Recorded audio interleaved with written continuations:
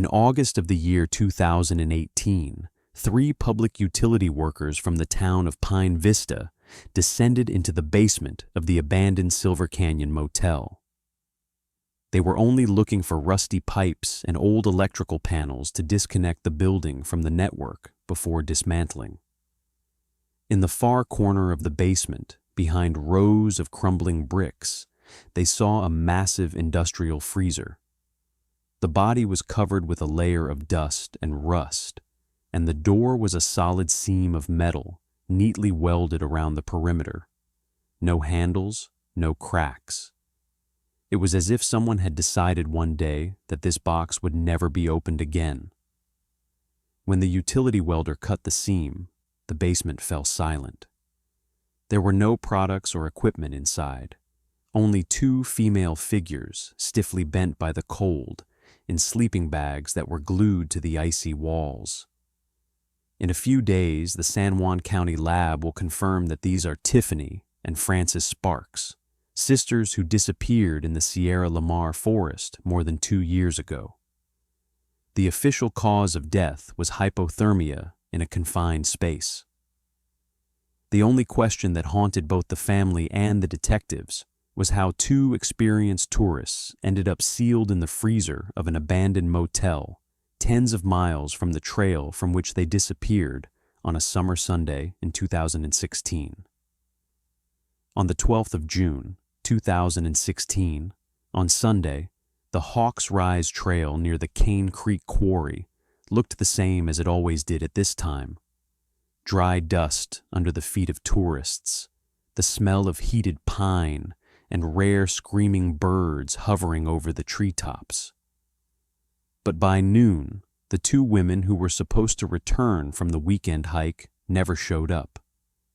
Their names were Tiffany Sparks and Frances Sparks. 23-year-old Tiffany worked in a coffee shop in St. George.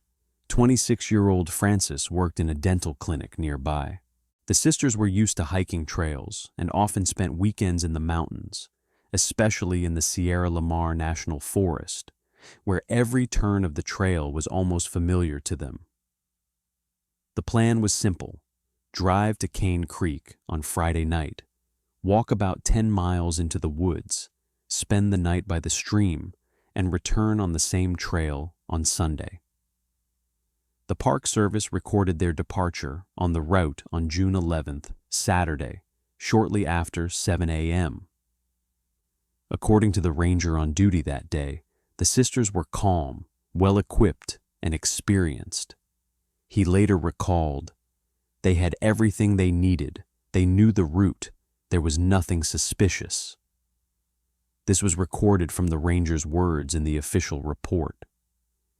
When they did not return home on Sunday evening, the family first tried not to panic. The network could disappear, the weather or the pace of the route could be delayed. But when they called Frances's work early in the morning and learned that she had not come to work as she was supposed to, the sisters' father contacted the San Juan County Sheriff's Office. The Rangers were the first to arrive. They climbed to the parking lot at the entrance to the Hawks East early in the morning of June 13th. The Sparks silver Chevrolet Blazer was parked in the parking lot, locked with no signs of tampering, with a thin layer of dust on the hood, as if the car had not moved for more than a day. During the initial inspection of the cabin, the Rangers recorded things that should have been in the woods with the sisters: Tiffany's light jacket, a spare lantern, and a small first aid kit. The satellite tracker that Frances usually took with her was also lying in the car, discharged. The Rangers' report stated, "The car is in good working order. The fuel is not used. The cabin is clean. No traces of struggle." This meant one thing: the sisters went on the route in full order, and if something happened, it was after they left the parking lot. By noon on June 13th, the first search party of local volunteers had been brought to Sierra Lamar. The forest in this part of Utah is complex: steep slopes, branched paths, dry gullies, where the wind erases traces in just a few hours. The searchers followed the classic scheme. The main group followed the main route. The others diverged in strips along the slopes, keeping a distance of about a few yards between them. At dawn, the dogs picked up a faint scent half a mile from the trail, but the trail quickly got lost in the dense pine thickets, where dozens of visitors passed over the weekend. In the first hours of the search, the main hope was the witnesses. The Park Service checked the visitors' log for the last 2 days. Several people remembered seeing 2 women with similar backpacks at the beginning of the route, but no one could say for sure where it was. One tourist from Colorado reported that he saw the couple on the trail at about 11 o'clock in the morning on Saturday, but it was not an accurate description, but only an assumption. "It seemed to me that it was them," he said later during the interrogation. Official records stated that no witnesses who saw the sisters after the afternoon of June 11th were found. The search operation expanded with every hour. By Monday evening, the sheriff's office announced the involvement of a Park Service helicopter. Night temperatures in this part of Sierra Lamar can drop sharply, especially after sunset. According to the forecast, the temperature was to drop to 40 degrees Fahrenheit over the next 3 nights, a critical level for those who found themselves in the mountains without proper shelter. Rescuers acted quickly, but time was against them. On the morning of June 14th, the first piece of information that could work as a clue appeared. One of the volunteers reported that near the turn to the old Cane Creek site, he heard a dull sound that could be like a whistle or a distant scream. The report stated, "Probably a natural sound. The wind is strong." The searchers still combed the area, but found nothing. By the evening, it became clear. No obvious traces, no things, no landmarks that would indicate the specific direction of the sisters' movement. The forest was silent. The investigation moved into a phase where the search was more like guesswork than precise work. The rangers hoped to find at least a piece of equipment, a torn backpack loop, a shoe print, something that would confirm that the sisters were moving in the right direction. But the Hawks Rise Trail seemed to lose its memory in those days. No square yard gave answers. By the end of the 4th day, the sheriff's office had officially classified the case as a disappearance under unclear circumstances. This meant that the situation went beyond the usual tourist disorientation. The only indisputable fact was that Tiffany and Francis went on the route on the morning of June 11th, and no one saw them again. The forest took them without a trace, and at that moment, no one guessed that the answer would lie far beyond this path. But there was still a long, deaf silence before it. In August of the year 2018, the town of Pine Vista woke up slowly, like most small settlements in eastern Utah. The morning air was dry, as if scorched by the sun. On the outskirts, among the overgrown shrubs, stood the Silver Canyon Motel, a building that locals had long called dead. The motel had not been working for more than a decade. A faded facade, broken windows, doors hanging on one hinge, and a stench of moisture inside. It was a place where no one went unless absolutely necessary. That morning, 3 public utility workers were tasked with preparing the area for future dismantling. According to official documents, the building was to be dismantled in the fall, and before that, it was necessary to completely de-energize the facility and disconnect the old communications. The team consisted of engineer Calvin Roy, electrician Melanie Carver, and maintenance technician Liam Shaw. Calvin's report will later include the line, "The building was in a state of extreme neglect. The front door had no lock. The basement was partially flooded, but accessible. The basement of the Silver Canyon Motel was known among utility workers as the most unpleasant part of the facility. The stairs leading down were swaying at every step, and the ceiling in some areas was so low that you had to tilt your head. Inside, there was darkness, the smell of mold, cold walls, and fine, almost dead dust rising in the light of the lanterns. It was there, in the far part of the basement, that they saw it. A large industrial freezer, the kind used in restaurants or food warehouses. The body was covered with a thick layer of rust and dust, but its door looked unusual. There was a solid metal seam around the entire perimeter. Later, Melanie Carver told investigators, "It was not done for repairs. It looked like someone wanted to close what was inside forever." The freezer was large, almost human-sized, and heavy. Liam Shaw tried to pull the door, but it didn't even budge. The municipal workers immediately informed their superiors, who called a welder from the municipal work service. When the welding machine started buzzing in the basement, the air in the narrow corridor was filled with the smell of hot metal. The door flew off with a thud. The silence became sudden and heavy. All three workers stood a few steps away, but none dared to approach first. Inside the freezer, there were 2 sleeping bags, frozen and stuck together, as if they had melted and frozen again many times. In the upper layer of ice, the outlines of human bodies could be seen, motionless, compressed, hunched. Later, Calvin Roy's testimony stated, "We understood it right away. There were people there. The utility workers did not touch anything, immediately called the police, and in 15 minutes, the first detectives of San Juan County appeared in the basement. The examination began on the spot. A forensic expert in dark gray gloves carefully removed pieces of icy material and paid attention to the details. No luggage, no personal belongings. One of the sleeping bags was cut with a knife, but not from the outside, but from the inside. The body temperature, or rather what was left of it, indicated a death that had occurred long ago, long before the motel was abandoned. The laboratory had to confirm this. The names were announced 2 days later: Tiffany Sparks and Francis Sparks.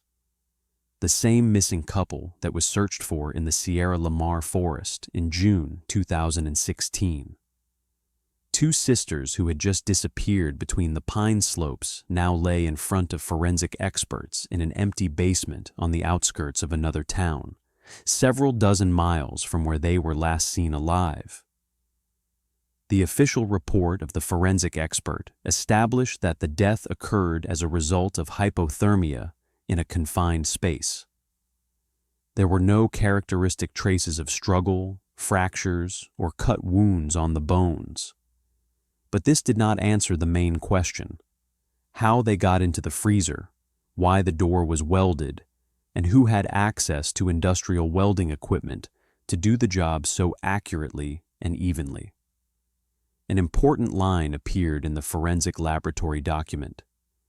The bodies were placed in the freezer shortly after death or immediately before it.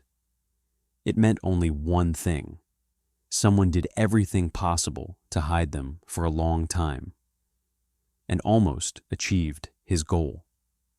The Pineview police handed the case over to the San Juan County Sheriff's Office the same day the victims were identified. The report stated, "The freezer had no power supply for at least several years. The bodies were preserved due to complete tightness and minimal air access.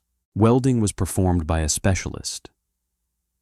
That evening, detectives were on duty in the corridors of the department, looking at dozens of old photos from the Sparks case, interrogating utility workers, inspecting the basement and the area around the motel. There were no clear traces on the concrete floor of the basement, no fingerprints, no hair, only dust, old rotten wood, and boxes that no one had opened for years. Neighbors reported that the motel had been empty for a long time. Sometimes teenagers came in, but no one mentioned heavy equipment or people working with welding machines. All records about the motel owner also did not provide answers. The man lived in another state and claimed that he had not been inside for more than 10 years. It all looked as if the freezer had been specially brought, hidden, and brewed in the basement long before anyone became interested in the building. The place, where no human foot had stepped for years, kept silent. And in this silence, the detectives for the first time felt that the story of the disappearance of the Spark sisters was much more complicated than it seemed at the beginning. After the freezer with the bodies of the Spark sisters was found in the basement of the Silver Canyon Motel, the investigation moved forward in jerks, quickly, but not always in the right direction. The first person the detectives noticed was a local resident, Ellie Jacobs, a man who was talked about in whispers in Pine West, but with a mixture of fear and indifference. Jacobs lived on the outskirts of the town, in an old house with a collapsed porch and a barn that was threateningly tilted every time a strong wind was approaching the desert lands. He had a criminal past, petty theft, several fights in bars, an episode of illegal possession of weapons many years ago. Nothing that would indicate a tendency to murder, but enough for the locals to avoid meeting him in the dark. When the police began questioning neighbors, they almost unanimously mentioned the same detail. Jacobs often clashed with tourists. According to an elderly woman from the house across the street, he could expel a person from his sight for inadvertently entering his path. Another witness told detectives that he heard Eli shouting at a group of young people who stopped at his fence, allegedly asking for the way to the Hawks East. All these testimonies were given from the words of eyewitnesses. No one recorded them on camera. No one had evidence, only memory and hostility to a strange person. A decisive breakthrough in the perception of Jacobs occurred after the statement of one of the local hunters. He claimed to have seen Ellie the very morning the Spark sisters set off on the route. The witness described a man in a dark jacket and hat walking along the road leading to the trail. According to him, the man stopped, looking around, allegedly following someone. Later, the hunter added that he did not attach any importance to it at the time, but after the news about the freezer with the bodies of women found, he decided to inform the police. The report of the detective who interviewed this witness states, "The witness is not 100% sure, but believes that it was Jacobs. The description of the clothes roughly coincides with what the neighbors had previously recorded. This information was enough to get a warrant to search his house and barn. The search was carried out early in the morning. According to one of the detectives, Ellie met them without resistance, although he looked confused. The barn in his yard was filled with old tools, implements, ropes, and rusty machinery parts. Among this mess, they found a rope, newer, stronger than the rest. The detectives also noticed a portable welding machine covered with dust, but fully functional. In addition, under a pile of boards lay a set of tools: knives, sledgehammers, metal clamps.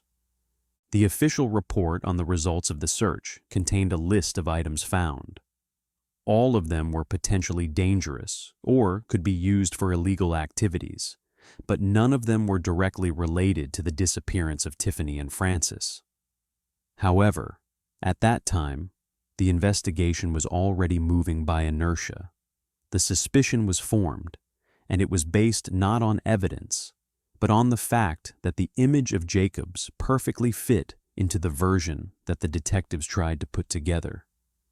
In the evening of the same day, the man was arrested. The arrest took place without pressure, without a fight. Jacob silently left the house without asking questions, only glanced briefly towards the barn, as if leaving something important behind. According to the detective who was present at the time, Ellie's face was pale and empty, like a person who does not understand what is happening.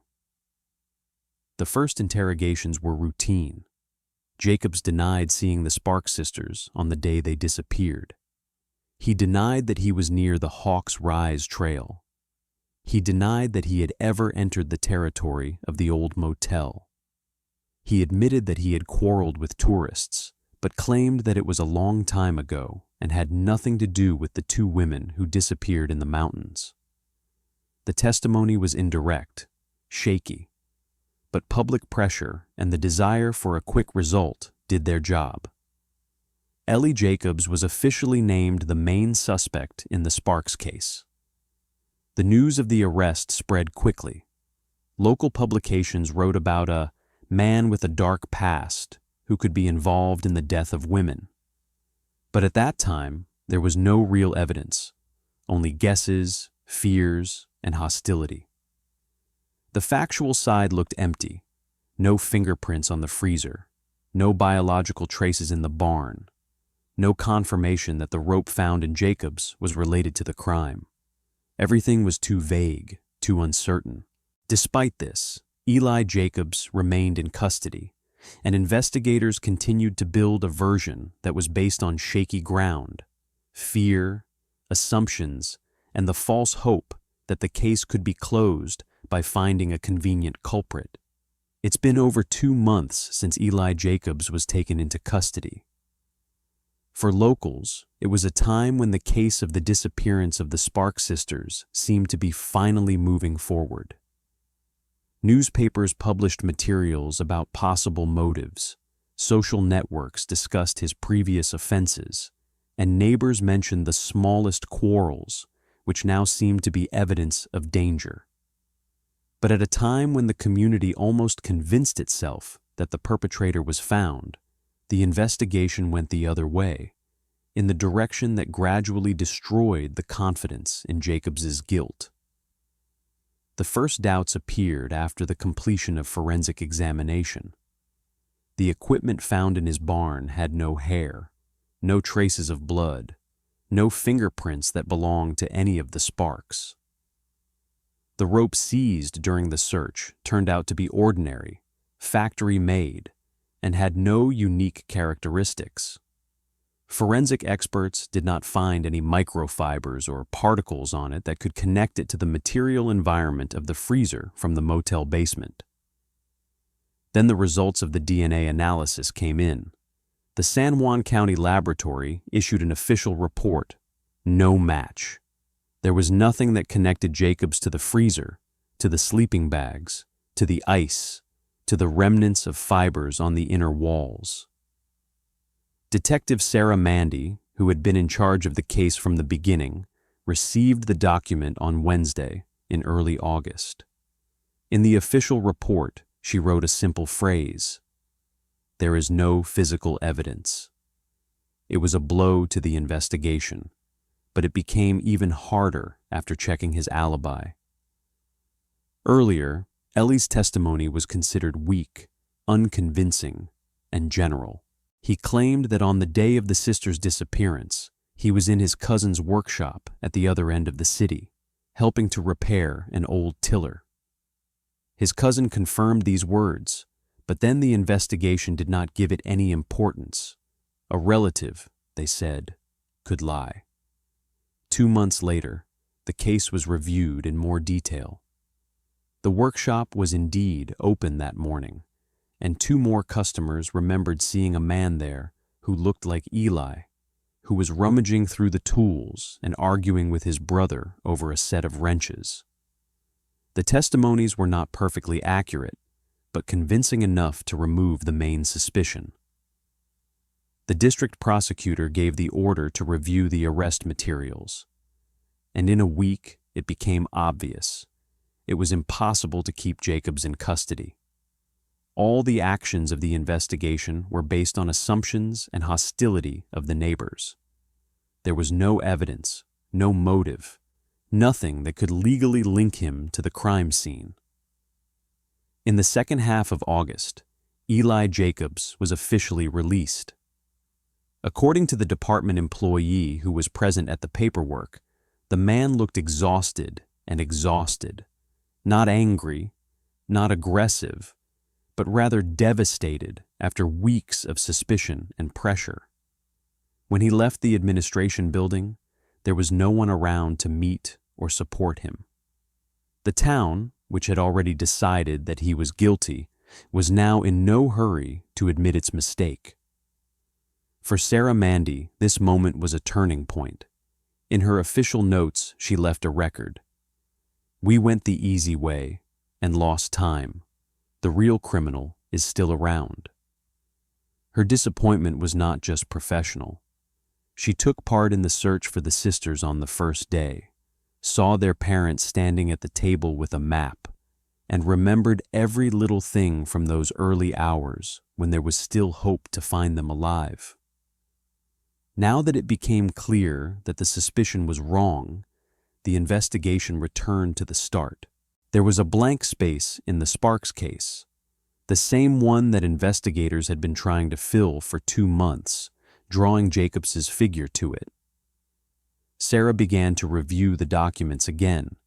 She followed up on old contacts, checked phone records, tried to find those who had crossed paths with the sisters at least once in the weeks before their disappearance. She spoke with the staff of the coffee shop where Tiffany worked, with the clients of the dental clinic where Frances worked, with neighbors, friends, acquaintances, and tourist groups. Everyone said about the same things. The sisters had no enemies, were not involved in conflicts, had no debts, did not quarrel with their family or with each other. Nothing that could suggest a motive or lead the investigation in a new direction. Some of these conversations remained in the official records as quite mundane but important details. One of Frances's acquaintances from the tourist club said that she had seemed tense in recent months, as if she was afraid of something. Tiffany's friend recalled that she said several times, "I feel like someone is watching me." However, both phrases were too vague to be considered actual danger signals. Sarah Mandy tried to put the puzzle together, but there were missing pieces. Disappointment grew. She sat over the case in the evenings, looked at photos from the place where the freezer was found, made notes in the margins, drew arrows between names and events. But nothing came together. The perpetrator was unknown. The motive was unknown. The place where the sisters died was unknown. One thing was certain. Whoever did it acted cold-bloodedly, methodically, and confidently, and remained at large. In the first weeks after Jacobs's release, Detective Sarah Mandy worked almost non-stop. The case had to be reviewed from scratch, trying to find something small, forgotten, ignored, or misjudged. She reread the old protocols, compared the notes of various investigators, looked at phones, correspondence, work schedules, everything that could at least hint at a person who could pose a danger to the sisters. It was during one such evening review of the materials that she came across a line that no one had previously considered important. The list of acquaintances of Frances Sparks included the name of David Clark, a man whom one of the witnesses called the guy she once dated. The old protocol contained only a short sentence. Confirms acquaintance, there have been no contacts lately. Everything looked ordinary, as if it was just a part of the social circle that didn't matter. Mandy decided to return to this point. She found the contact of a friend of Frances, who testified immediately after the disappearance. The woman remembered more than was written in the original document. According to her, Parting with David was difficult. He was going through it painfully, wrote long messages, tried to return the relationship, came to work of Frances, waited near her apartment. The friend claimed that Frances was not frightened, but spoke of him with weariness, as if he was a man who could not let go. This story was included in the new report. Mandy was interested in something else, who David Clark was, and why he did not appear in the further investigation at all. She began to check his place of work, address, and former colleagues, and here was a detail that made her alert. Clark worked for Montana Cold, a company that specialized in the repair and installation of industrial refrigeration equipment. It was a job that required access to tools that are rarely found in everyday life: welding devices, sealers, mounting blocks for large freezers. According to his former boss, Clark was well versed in such systems and could carry out repairs blindfolded. This fact appeared in the official report with the note, "May be important, given the circumstances of finding the bodies in a welded freezer." Mandy was in no hurry to draw conclusions, but experience suggested that the combination of emotional instability and access to specialized refrigeration and assembly tools was not something that could be ignored. The detective decided to check what kind of relationship there was between Frances and David. Witnesses described him as quiet, restrained, but too attached. Some said that after the breakup, he looked confused and sometimes harsh. Others claimed that he seemed to have lost his bearings in life and tried to talk to Frances several times, although she asked to be left alone.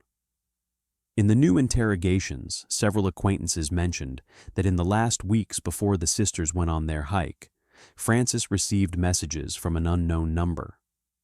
The protocol reads, "The text is short, non-aggressive, but persistent. Could not identify the sender." The detective put a note next to it. "Check for a possible connection with Clark." Another interesting fragment was found among the working records of the Montana Cold Company. In the official log for the spring of the same year, it was noted that one of the portable welding units had disappeared from the warehouse. The record was made by a technician who claimed that he could not remember to whom the equipment was given. Clark was working shifts in those days, but there was no official record of receiving the tool. When Mandy reviewed the company's internal forms, she noticed something else. Many years ago, Montana Cold was installing industrial freezers in small hotels and establishments throughout the county. Among the old addresses, there was one that caught her attention: the territory of the Silver Canyon Motel. The motel itself had not existed as a business for a long time, but the records confirmed that the company had once installed refrigeration equipment there. It was just a coincidence, but too accurate to ignore. Mandy noted, "Check for a possible connection between Clark's work and the previously installed freezer equipment. Determine whether he had access to the model found in the basement." When she began to compile a chronology, a restrained but alarming picture emerged. A former relationship that ended badly. A man who did not hide his desire to return Frances. Possible attempts at contact before the disappearance. Work that required knowledge and skills that matched what was found in the basement. Access to tools that could be used to seal metal. This mosaic was still missing many fragments, but for the first time in many weeks, Sarah felt that she was holding a thread that could lead to a real trace. After the detectives were convinced that David Clark's place in the circle of Frances's acquaintances was underestimated, the investigation focused on technical details that previously seemed secondary. The freezer found in the basement of the Silver Canyon Motel raised questions from the very beginning, but only after a re-examination did it become clear how important these details were. The forensic technician's report, drawn up a few weeks after the equipment was seized, contained a key conclusion. The seam around the perimeter of the door was made by a professional. Not just a person who knows how to work with a welding machine, but someone who does it regularly and has industrial welding skills. There were no characteristic waves inherent in amateurs, no metal inflows or distortions. The seam was even, dense, with precise temperature control. The technician noted, "Such performance requires experience and access to specialized industrial equipment." It was this word, industrial, that became a turning point. The detectives returned to the description of the work performed by Clark and to the specifics of the Montana Cold Company. The documents indicated that the company serviced large freezers, refrigerators for restaurants, motels, and warehouses. It was not an amateur activity. Clark dealt daily with equipment that could operate at low temperatures and required precise, complex repairs.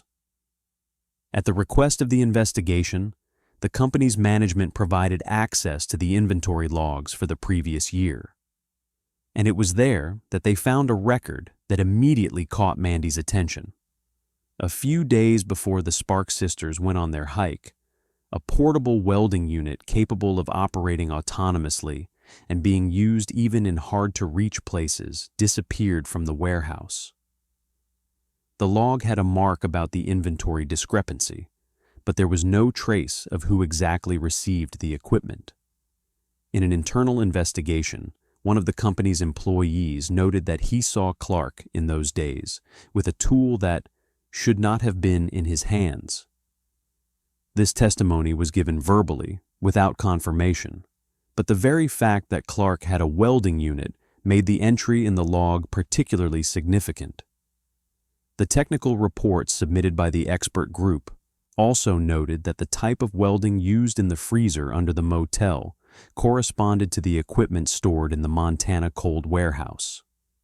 The document stated, "There is a high probability that a portable industrial unit of the middle class was used, capable of operating in conditions where there is no stationary power supply." This coincidence was too accurate to be ignored. Detectives interviewed Clark's colleagues. Most described him as a quiet, sometimes reserved, but honest man. Some mentioned that, in the last weeks before the sisters' disappearance, he looked exhausted and confused. Several employees said that he stayed in the workshop longer than usual, was engaged in some of his own projects, but no one could say what they were. All these testimonies were included in the protocols from the words of eyewitnesses. None of them made records or photos. It was also mentioned that Clark had experience in sealing cameras. It was a highly specialized skill that not all installers possessed. According to one of the technicians, he knew how to make the door impossible to open without a key. It is this wording that will later appear in the report of the criminal department as a circumstance that requires additional verification. When the detectives compared the time of the welding unit's disappearance from the warehouse and the time when the sisters went out on the route, the chronology coincided in an alarming way. Clark worked a shift the day before, which allowed him to take the tool without any problems, and the welding on the freezer in the basement was carried out around the time when the missing persons had not yet been declared dead. The traces that seemed impossible to combine into one line now lay flat. Refrigeration equipment, ability to weld, access to the missing device, a specific technique that coincided with the expert description, and the name of a person who could have a personal motive. For Mandy, this was the first real direction that was based not on rumors, but on technical facts. After discovering technical coincidences between the welding seam in the freezer and the equipment to which David Clark had access, the investigation received sufficient grounds for a warrant for a full search of his apartment. The official permit was issued in the morning in the presence of the district prosecutor, and a group of detectives went to the address that had been in Clark's file since he worked at Montana Cold. The apartment was located in an old two-story building on the outskirts of the city. Residents described Clark as an unobtrusive, but at the same time reserved person. He left early and returned late, avoided neighbors, and never talked to anyone for more than a few seconds. This characteristic, conveyed from the words of several people, was included in the police report as background information. But that day showed that there was much more behind the external inconspicuousness. At first glance, there was nothing suspicious in the apartment. A neat bedroom, a small bathroom, a kitchen with a minimum of dishes, a desk with a computer. Clark was not a collector, did not collect things, did not keep photos or notes in a prominent place. Detectives noted that the apartment looked almost sterile. It was strange, but not criminal.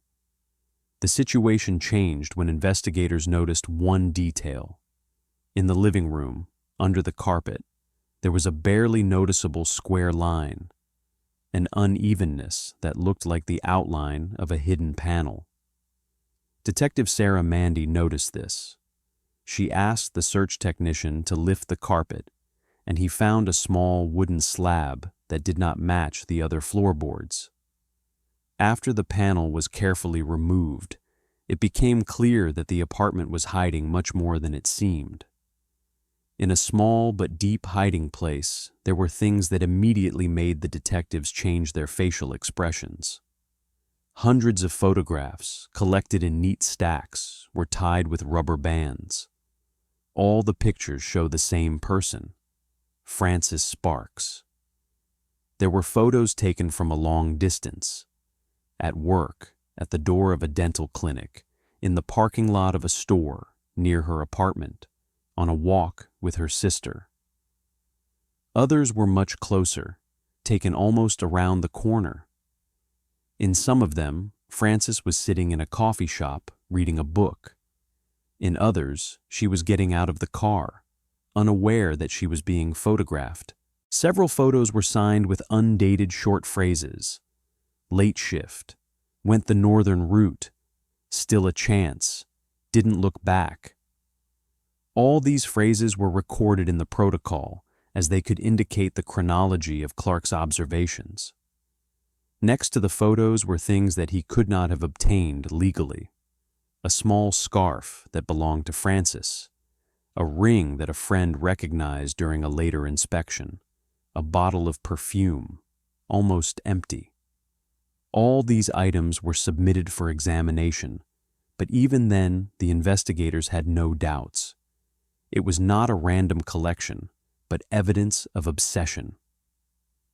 The most important finding was at the very bottom of the hideout, a thick black leather notebook. There was no name on the first page, only a few words written in a clear, almost diligent handwriting. Observation, personal. The diary contained records for several months.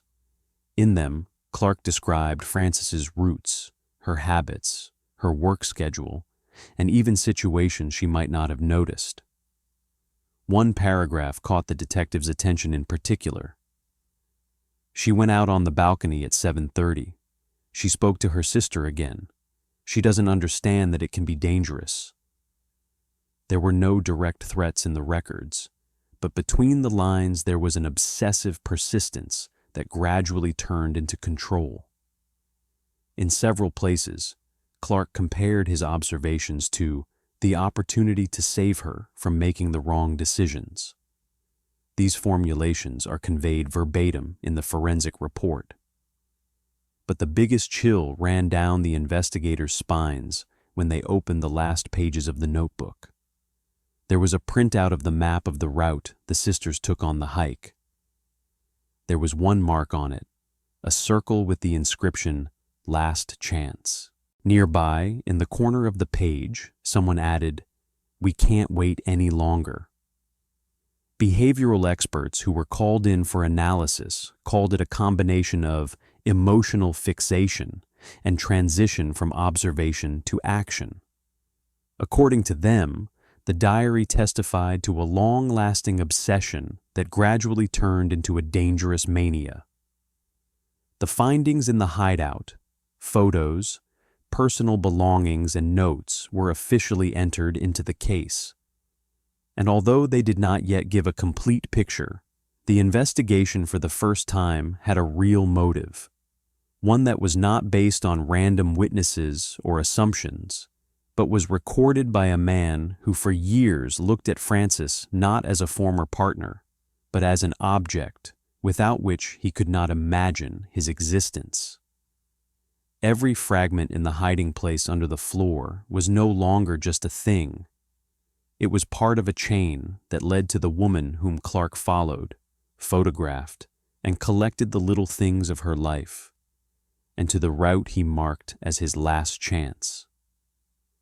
After the diary and the hiding place under the floor were seized, the investigation had no doubts. David Clark was not just involved. He was the central figure in the tragedy. All that was left was to get his own words. The interrogation was scheduled for the morning, in the presence of the prosecutor and 2 detectives. According to the official protocol, Clark initially behaved restrained, tried to speak in short phrases, and insisted that everything happened differently. But after he was shown the photos from the hideout, the pages of the diary, and the map with the inscription "Last Chance," his reaction changed. The detectives told the same story about the breaking point. He sat silently for a few seconds, looked at the sheets in front of him, and then, as if sighing heavily, began to speak. His words were recorded verbatim. They became part of the court package. According to his own version, he had long convinced himself that he had to save Frances from the decisions she allegedly made wrong after their breakup. He wrote letters, tried to talk to her in the city, followed her movements. But the last straw, he said, was the news that she was going on a hike with her sister. In his diary, he called it the moment when she will be away from everything that distracts her. During the interrogation, he admitted that he went to Sierra Lamar in advance, waited overnight near the route, and tried to calculate the place where the sisters could stop. According to him, he wanted to communicate without prying eyes, to show that he was close and that she could rely on him. The protocol states that the tone of his voice was not aggressive, but almost pleading, as if he was describing not a crime, but a failed attempt at a romantic gesture. When he approached their camp, he said, the sisters were sitting by the fire. In his testimony, he claimed to have heard them laughing at his letters. This became what he called the moment of losing control. Clark described the impulsive anger that suddenly overwhelmed him. The protocol reads, he said he felt as if he had been erased from her life, and it became unbearable.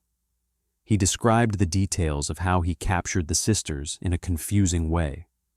He said that he does not remember everything, that acted automatically. But he admitted that he forced them to go with him, justifying it by the fact that he wanted to explain everything without shouting. He took them to an abandoned motel where he once worked on installing refrigeration equipment, where, he said, no one would interrupt the conversation. In his words, he kept coming back to the idea of saving Frances from herself. But the key point of the interrogation was the phrase recorded in the protocol. She said she would call the police. Clark repeated this several times, as if convincing not the investigators, but himself. It was after these words that his testimony became colder. He admitted that he panicked when Frances threatened to go to the police. The transcript reads, he said he just wanted silence, Clark explained his actions as an attempt to stop the screaming and not to let the situation get out of control. It was at this point that he locked them in the freezer. According to Clark himself, he had no intention of killing. He said he wanted to calm them down and just give them time to think. The detectives recorded in the protocol that he repeated the phrase, "They should have heard me," several times. Then, according to him, he sealed the door in a state he called semi-conscious. He used a portable unit taken at work and made a seam that experts later called professional. When asked why he did not come back and open the door, Clark replied, "I was afraid they would not want to talk anymore." Detectives noted this phrase separately as one of the most important for understanding his psychological state. All these testimonies were collected from his own words during an audio recording certified by the prosecutor. Behavioral analysts later called this monologue a classic example of pathological obsession that turns into violent control. At the trial, the prosecutor highlighted the full picture of events: the prolonged persecution of Frances, the collection of her personal belongings, hidden photos, diary entries, the theft of industrial equipment, tracking the hike, forced removal, and the final decision to lock the women in the freezer. The judges had no doubt. It was not a mistake or an impulsive action. It was planned. The jury found him guilty of the premeditated murder of both women. The judge announced the sentence: life imprisonment without the right to early release. The document stated, "The motive is obsession, actions, control, and deprivation of liberty. The consequence is the death of both victims." And although justice was done, no court decision could erase one obvious thing. It all started with a man who convinced himself that his right to someone else's fate was more important than someone else's life.